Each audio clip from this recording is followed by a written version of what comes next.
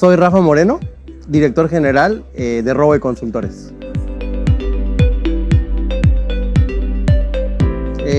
Rowe Consultores es una compañía especializada. Básicamente nosotros atendemos sectores industriales, atendemos sectores de manufactura, energías renovables, gas y petróleo, minería. Ese es nuestro foco. ¿Cuál es la misión? Es impulsar la transformación digital en estos sectores, pero impulsarla de una manera segura. El principal beneficio de TD Cines es, yo creo que acompañamiento. La realidad es que se preocupa por sus canales y se preocupa porque cada día estemos mejor desarrollados y obviamente por el crecimiento de nosotros. En términos personales, pues yo al ser un director general, pues básicamente para mí TD Cines es mi equipo extendido, literal. Me ayudan en la atención a clientes, temas de operación, ¿no? Temas de entregas de proyectos.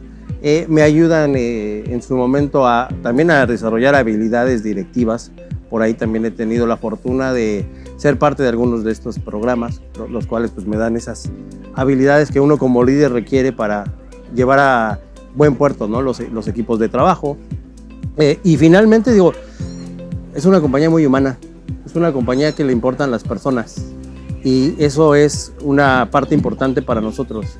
La realidad es que las empresas que se preocupan por la gente, y lo ves desde que son parte de las empresas o las mejores empresas para trabajar en México, se ve que cuidan a su gente y Rowe también cuida a su gente. Entonces yo realmente con esas compañías es con quien hago mucha sinergia y me encanta trabajar con TD Cines por ello.